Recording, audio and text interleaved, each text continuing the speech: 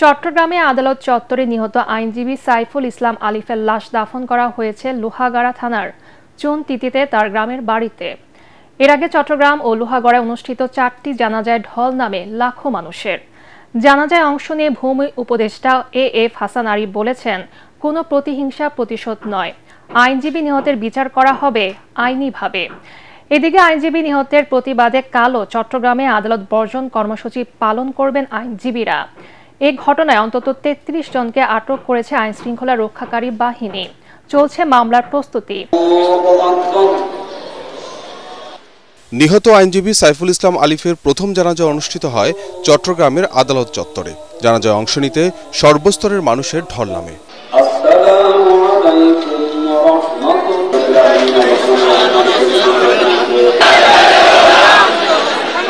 পরে মহানগরীর জমিয়তুল ফালা মসজিদ ময়দানে অনুষ্ঠিত হয় দ্বিতীয় জানাজা। সেখানেও অংশ নেন লাখো মানুষ।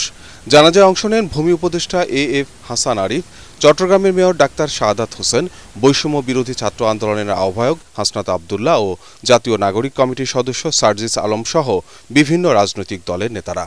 জানাজা পূর্ব সমাবেশে বক্তারা অবিলম্বে সন্ত্রাসী সংগঠন হিসাবে ইসকনকে নিষিদ্ধ এবং হত্যাকাণ্ডের সঙ্গে জড়িতদের গ্রেপ্তার করার দাবি জানান। এই হাসিনা পালিয়ে যাওয়ার পরে আমরা দেখেছি যে ষড়যন্ত্র অব্যাহত আছে এবং ভারতে বসে উনি দেশের স্থিতিশীলতা নষ্ট করার জন্য পায়তারা করে যাচ্ছে। সাইফুল ভাইকে নৃশংসভাবে যেভাবে হত্যা করা হয়েছে তাদের বিচার করতে হবে। ইসকনকে এই উগ্রবাদিতা ছড়ানোর জন্য নিষিদ্ধ করতে হবে। বাংলাদেশের মানুষ যেমন সকল ধর্মের প্রতি সহানুভূতিশীল, একইভাবে সকল উগ্রবাদীদের বিপক্ষে তাদের রক্ত গরম হয়ে সর্বোচ্চ অবস্থানে যেতে, তাদের বিরুদ্ধে দাঁড়াতে, তাদের প্রতিহত করতে বিন্দুমাত্র দ্বিধা করবে না। নয় কৃষ্ণকে হিন্দু হিসাবে গ্রেপ্তার করে নাই, তাকে গ্রেপ্তার করছে রাষ্ট্রদ্রোহী একটা মামলায়। কিন্তু কালকে আদালত ভবনে যেই অস্ত্রশস্ত্র নিয়ে যেই তাণ্ডব চালালো, যেই তাণ্ডবের আজকে শিকার হলো একজন আইনজীবী।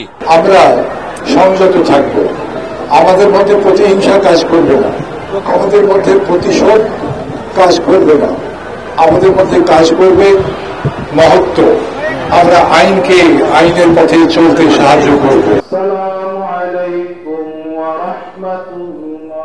চট্টগ্রাম মহানগরীতে 2 জানাজা শেষে নিহত আইনজীবী সাইফুল ইসলাম আলিফের লাশ নেওয়া হয় লোহাগাড়া উপজেলায়। সেখানে আরও 2টি জানাজায়ও ঢল নামে সাধারণ মানুষের। পরে চুন্তিতে গ্রামের বাড়ির কবরস্থানে দাফন করা হয় আইনজীবী আলিফকে। এদিকে সাইফুল ইসলাম আলিফকে হত্যার প্রতিবাদে বুধবার চট্টগ্রামে আদালত বর্জন করার পর বৃহস্পতিবারও একই কর্মসূচির ঘোষণা দিয়েছেন আইনজীবীরা। আদালত এলাকায় সেনাবাহিনী, বিজিবি সহ আইন শৃঙ্খলা রক্ষাকারী বাহিনীর বিপুল সংখ্যক সদস্য মোতায়েন করা হয়েছে। মসজিদ, মন্দির সহ ধর্মীয় উপাসনালয় এবং পুরো চট্টগ্রাম মহানগরীতে নেওয়া হয়েছে কঠোর নিরাপত্তা ব্যবস্থা। পুলিশ কর্মকর্তারা জানিয়েছেন, অপরাধীদের আটকে চলছে যৌথ অভিযান।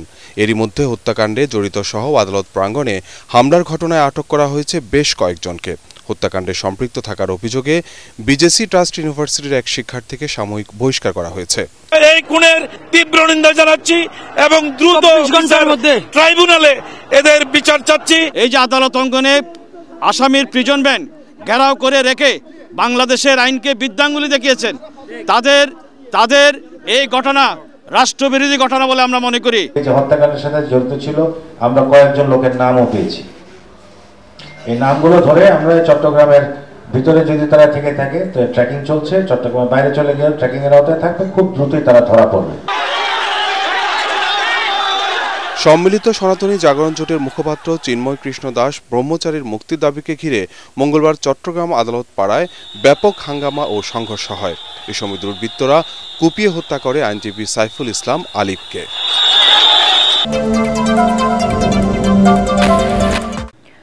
দেশের বর্তমান আইনশৃঙ্খলা পরিস্থিতি ও ইসকনের ব্যাপারে সরকারের অবস্থান আগামীকালের মধ্যে রাষ্ট্রপক্ষকে জানাতে বলেছেন হাইকোর্ট। ইসকন নিষিদ্ধের আবেদনের শুনানিতে অ্যাটর্নি জেনারেল বলেন, আইনি দিক যাচাই বাছাই করে পদক্ষেপ নেবে সরকার। এদিকে আইনজীবী হত্যার প্রতিবাদ ও দায়ীদের গ্রেফতারের দাবিতে রাজধানী সহ সারা দেশে বিক্ষোভ সমাবেশ করেছে আইনজীবী সহ বিভিন্ন সংগঠন। চট্টগ্রামে সরকারি কুশলীকে কুপিয়ে হত্যার বিষয়ে গণমাধ্যমে প্রকাশিত প্রতিবেদন উপস্থাপন করে ইসকন নিষিদ্ধে হাইকোর্টের স্বপ্রণোদিত আদেশের আবেদন করেন এক আইনজীবী।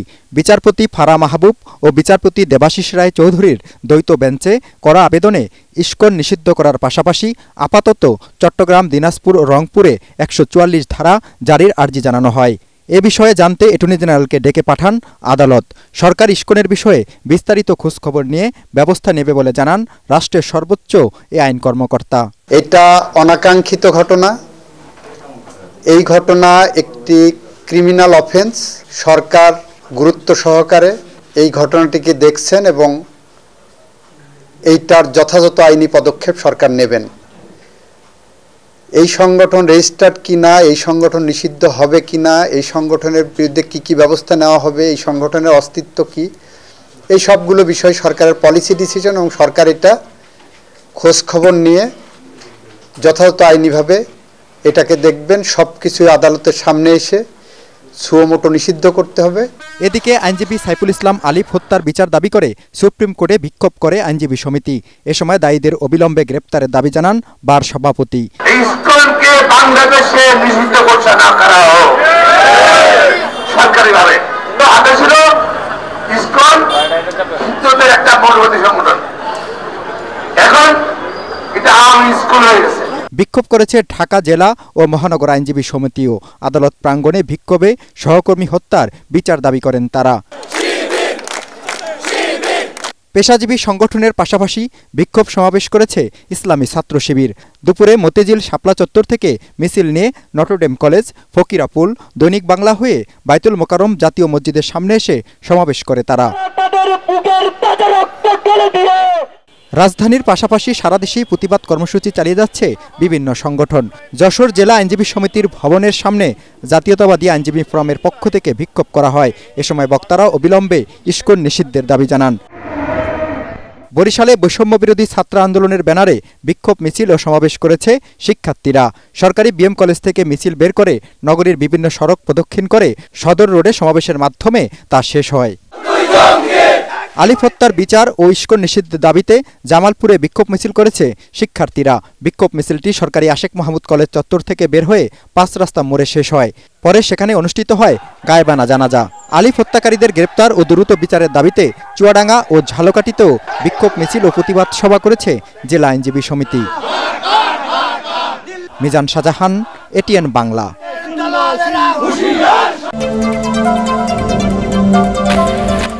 ইসকনের কর্মকাণ্ডের নিন্দা জানিয়ে সংগঠনটির কোনো এজেন্ডা এদেশে বাস্তবায়ন করতে দেওয়া হবে না বলে হুঁশিয়ারি দিয়েছেন বৈষম্য বিরোধী ছাত্র আন্দোলনের নেতারা। আলিফের মৃত্যুতে কেন্দ্রীয় শহীদ মিনারে বৈষম্য বিরোধী ছাত্র আন্দোলনের শোক ও সম্প্রীতি সমাবেশে মন্তব্য করেন তারা। এ সময় দেশের আইনশৃঙ্খলা বাহিনীকে ঢেলে সাজানোর তাগিদ দেন সংগঠনটির নেতারা। দ্রুত গণহত্যার দায়ে আওয়ামী লীগের বিচারের দাবিও উঠে আসে সম্প্রীতি সমাবেশ থেকে। বিস্তারিত মাজহারুল হক মুহাজিরের রিপোর্টে। চট্টগ্রামে গতকাল নৃশংসভাবে হত্যা হওয়া অ্যাডভোকেট সাইফুল ইসলাম আলিফের মৃত্যুতে কাঁদছে গোটা দেশ।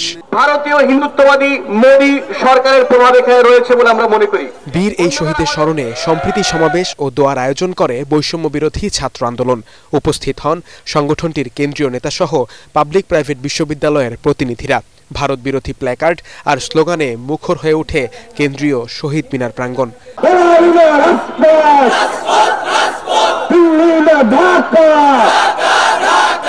এ সময় কেন দেশের গোয়েন্দা সংস্থা ঠিকঠাকভাবে কাজ করছে না সেই প্রশ্ন তোলেন সমন্বয়করা। এখন কেন এভাবে ষড়যন্ত্রের আগে থেকে কোনো খবর পাওয়া যায় না? সরকারকে বলতে চাই, আপনারা প্রয়োজন মতো প্রশাসনের আগা পাশতলা নতুন করে পাল্টান, কিন্তু এই সমস্ত প্রত্যেকটি ইউনিটকে রান করান। পুলিশকে কাজ করতে হবে, ডিবিকে কাজ করতে হবে, ডিজিএফআইকে কাজ করতে হবে, আর্মিকে কাজ করতে হবে, প্রত্যেককে তার তার দায়িত্ব পালন করতে হবে। গণহত্যার বিচার করতে হবে। যদি আপনারা জেলা উপজেলা পর্যায়ে আওয়ামী লীগের যারা আছে প্রত্যেককে আপনারা বিচার করেন, প্রত্যেককে আমরা জেলখানায় বলেন, তাহলে শুধুমাত্র এই ধরনের সহিংসতা প্রতিরোধ করা সম্ভব হবে। ইসকনকে জঙ্গি সংগঠন আখ্যা দিয়ে মুখ্য সংগঠক হান্নান মাসুদ বলেন, ভারতীয় হিন্দুত্ববাদী রাজনীতির প্রভাব আর এই দেশে হতে দেওয়া যাবে না। ইসকন মানে সনাতনী নয়, ইসকন মানে জঙ্গি সংগঠন। চিন্ময় দাস মানে হিন্দু ধর্মাবলম্বী নয়, চিন্ময় দাস মানে ইহুদিবাদীর অনুপ্রবেশ ঘটানো সেই স্বামী প্রভুদের বাস্তব।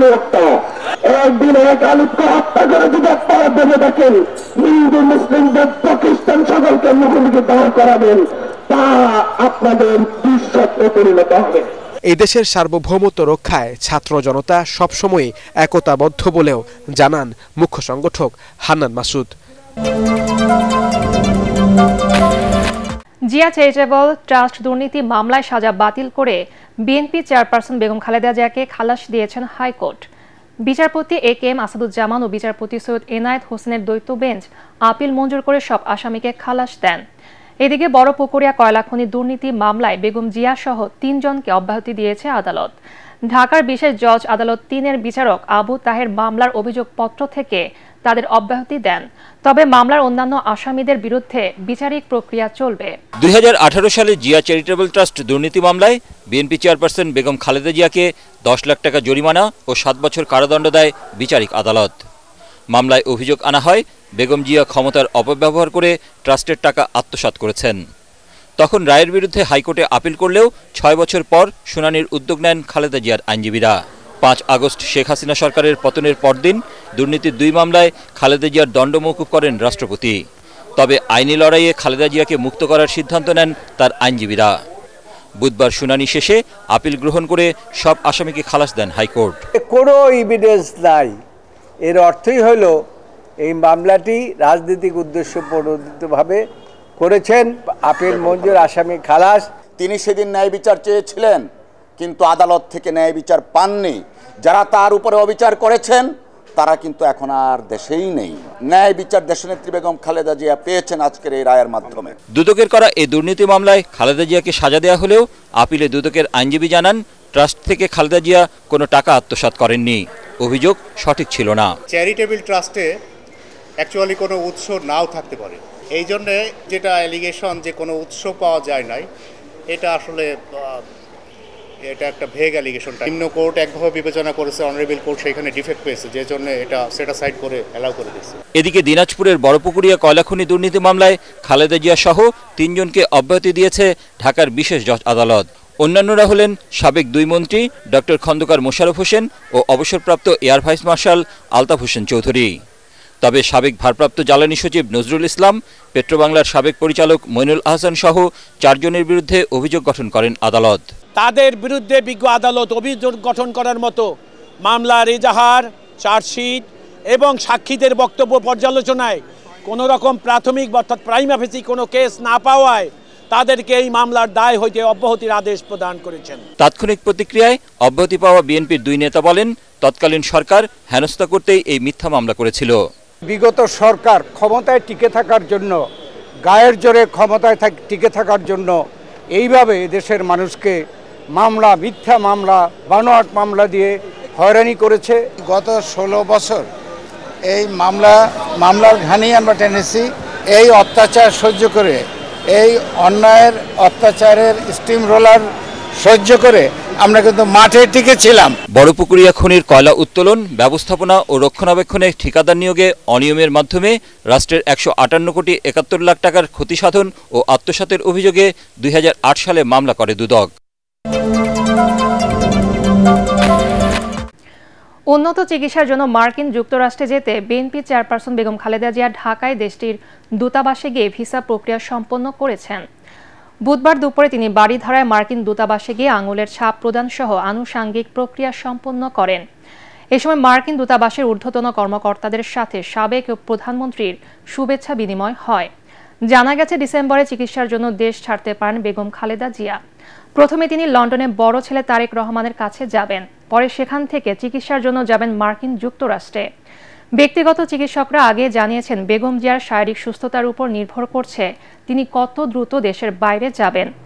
78 বছর বয়সী সাবেক এই প্রধানমন্ত্রী দীর্ঘদিন ধরে আর্থাইটিস, ডায়াবেটিস, উচ্চ রক্তচাপ, কিডনি জটিলতা, হৃদরোগ, লিভার সিরোসিস সহ নানা রোগে ভুগছেন। ধর্মকে কেন্দ্র করে দেশকে অস্থিতিশীল করার চক্রান্ত চলছে অভিযোগ করে বিভেদ বিভাজনের বিরুদ্ধে সবাইকে একজোট থাকার আহ্বান জানিয়েছেন বিএনপি মহাসচিব মির্জা ফখরুল ইসলাম আলমগীর। ডক্টর মিলন দিবস উপলক্ষে আলোচনা সভায় তিনি বলেন, কিছু দায়িত্বশীল মানুষ উস্কানি দিয়ে বিভাজনের পথ তৈরি করছে। পরাজিত শক্তি সব অর্জনকে ব্যর্থ করার ষড়যন্ত্র করছে, তাই বিভাজনের কাছে মাথা নত না করার আহ্বান জানান মির্জা ফখরুল। 1990 সালের 27 নভেম্বর স্বৈরাচার এরশাদ বিরোধী গণ অভ্যুত্থানের সময় ঢাকা বিশ্ববিদ্যালয় টিএসসির সামনে গুলিবিদ্ধ হয়ে নিহত হন চিকিৎসক নেতা ডাক্তার মিলন। এর মধ্য দিয়ে স্বৈরাচার বিরোধী আন্দোলনে নতুন গতি সঞ্চারিত হয়, পতন হয় স্বৈরশাসক এরশাদের। দিবসটি উপলক্ষে ডক্টরস অ্যাসোসিয়েশন ড্যাব আয়োজিত আলোচনা সভায় বক্তারা বলেন, দেশে গণতন্ত্র প্রতিষ্ঠার মাধ্যমে মিলনের রক্তের ঋণ শোধ করতে হবে। এ সময় বিএনপি মহাসচিব বলেন, স্বৈরাচার পতনের কিছুদিনের মধ্যেই বিভাজন সহিংসতার রাজনীতি শুরু হয়েছে। যারা দেশকে বিভক্তির মাধ্যমে অন্ধকারের দিকে ঠেলে দিচ্ছে তাদের বিরুদ্ধে সতর্ক থাকতে হবে। ধর্মকে কেন্দ্র করে কি উন্মাদনা শুরু হয়েছে বাংলাদেশে? আপনি চিন্তা করতে পারেন যে মুক্ত স্বাধীন মিডিয়ার জন্য, প্রেসের জন্য, সংবাদ মাধ্যমের জন্য আমরা এতদিন লড়াই করলাম, তার অফিস পুড়িয়ে দিচ্ছে। আমরা কি বুঝি তাই কোথায় ছুরি নিয়ে দাঁড়িয়ে আছে আমাদের পেছনে? দুর্ভাগ্য আমাদের। কিছু সংখ্যক মানুষ তারা নিজেদেরকে অত্যন্ত জনপ্রিয় মনে করেন, সবচেয়ে দেশপ্রেমিক মনে করেন, আর গোটা জাতিকে আজকে তারা বিভাজনের দিকে ঠেলে দিয়ে, উস্কে দিয়ে একটা অন্ধকারের দিকে ঠেলে দিচ্ছে। মির্জা ফখরুল বলেন, ছাত্র জনতার রক্তের বিনিময়ে আসা অন্তর্বর্তী সরকারের মূল দায়িত্ব গণতন্ত্র প্রতিষ্ঠা। বিভ্রান্তি সৃষ্টি হয় এমন কোনো কথা না বলতে উপদেষ্টাদের প্রতি আহ্বান জানান তিনি। এই গভর্নমেন্টের দায়িত্ব হচ্ছে পুরোপুরি এই দেশের জনগণের যে মূল লক্ষ্য গণতান্ত্রিক রাষ্ট্রের, সেই লক্ষ্যে যাওয়াটাই তাদের জন্য সর্বোত্তম বলে আমরা মনে করি। যদি আপনারা আপনাদের দেশকে রক্ষা করতে চান, ঐক্যবদ্ধ হন, বিভাজনের কাছে আপনারা কখনো মাথা নোয়াবেন না, অন্যায়ের কাছে মাথা নোয়াবেন না। অন্যদিকে জাতীয় প্রেস ক্লাবের সামনে বিক্ষোভ সমাবেশে বিএনপি চেয়ারপারসনের উপদেষ্টা জয়নুল আবদিন ফারুক বলেন, শেখ হাসিনা ভারতে বসে যে সাম্প্রদায়িক অস্থিরতা তৈরির চেষ্টা করছে, সরকারকে তা কঠোরভাবে দমন করতে হবে। একক খাত হিসেবে পোশাক শিল্পের মাধ্যমেই দেশ থেকে সবচেয়ে বেশি অর্থ পাচার হয় বলে জানিয়েছে Bangladesh institute of bank management BIBM। ব্যাংকগুলোর মধ্যে অতিরিক্ত প্রতিযোগিতা থাকার কারণে বেশিরভাগ সময় আমদানি রপ্তানিতে পণ্যের দাম যাচাই বাছাই করা সম্ভব হয় না বলেও মনে করেন গবেষকরা। ইন্টারন্যাশনাল ট্রেডে প্রাইস ভেরিফিকেশন নিয়ে BIBM আয়োজিত সেমিনারে এসব তথ্য উঠে আসে। আমদানি রপ্তানিতে আন্ডারভয়েস বা ওভারভয়েসের মাধ্যমে প্রতি বছর দেশ থেকে কয়েক হাজার কোটি টাকা পাচার হয়। ওয়াশিংটন ভিত্তিক গবেষণা প্রতিষ্ঠান গ্লোবাল ফাইন্যান্সিয়াল ইন্টিগ্রিটি GFA-এর তথ্য অনুযায়ী বাংলাদেশ থেকে বছরে গড়ে প্রায় 70,000 কোটি টাকা পাচার হয়ে থাকে। নির্বাচনের আগে এই ধরনের অর্থ পাচারের সংখ্যা আরও বেড়ে যায়। RMG এমন একটা সেক্টর যেখানে প্রাইস অনেক ভ্যারি করতে পারে, সম্ভাবনার দিক থেকে বিবেচনা করলে আমাদের ওইটাই সবচেয়ে বড় এরিয়া, যার মাধ্যমে আমরা দেশ থেকে টাকা বাইরেও নিয়ে যেতে পারি, ট্যাক্স ফাঁকিও দিতে পারি। এই কাজগুলো আমরা সবচেয়ে বেশি ওর মাধ্যমেই করতে পারি। ওদের মেথডগুলোই এমন, চেক করার জায়গা কম, ওপেন অ্যাকাউন্ট ব্যবহার করে বেশি, আমরা ব্যবহার করি LC, চেক করে করে যাবে। আলোচনায় বক্তারা জানান, অর্থ পাচার বন্ধে আর্থিক প্রতিষ্ঠানে ব্যাংকগুলোর জন্য সুনির্দিষ্ট কোনো সফটওয়্যার বা বিশেষায়িত কোনো মানদণ্ড না থাকায় রপ্তানি পণ্যের সঠিক দাম নিরূপণ নিয়েও চ্যালেঞ্জের মুখে। পাচার হয়ে যাওয়া অর্থ ফেরত আনতেও দেশগুলোর সাথে দ্বিপাক্ষিক চুক্তিরও গুরুত্ব দেন তারা। এগুলোর অনেকগুলো প্রি কন্ডিশন আছে। প্রথম কথা হলো, আমি যে টাকাটাকে চলে গেছে বলে বলছি, অনেক সময় সেটা অরিজিনগুলো রাইটলি আইডেন্টিফাই করা যায় না, আমরা গেস করে বলি। ওই দেশে প্রমাণ করতে হবে যে উনি একজন ক্রিমিনাল এবং উনি এটা ক্রিমিনাল অ্যাক্ট করেছেন। যতটা না আমরা ওই দিকে চিন্তা করা উচিত যে টাকাগুলো আনবো, হ্যাঁ পারলে খুব ভালো, তার থেকে বেশি চিন্তা করা উচিত ভবিষ্যতে যাতে টাকা না যায়। দুই দেশের মধ্যে এই ধরনের ট্রিটি থাকতে হবে, যে ওই ট্রিটির মাধ্যমে যাতে আমরা ওই ধরনের তাকে এই দেশে আনতে পারি। এখন এগুলো যদি বিবেচনা করেন তাহলে কমপ্লেক্সিটি অনেক হাই। সরকারের রাজস্ব ফাঁকি ও অর্থ পাচার কমিয়ে আনতে পণ্য আমদানি ও রপ্তানিতে নির্দিষ্ট সময়ের জন্য পণ্যের প্রকৃত দাম প্রকাশ ও সংশ্লিষ্ট সংস্থার কাছে ওইসব তথ্য জানানোর কথা বলেন আলোচকরা।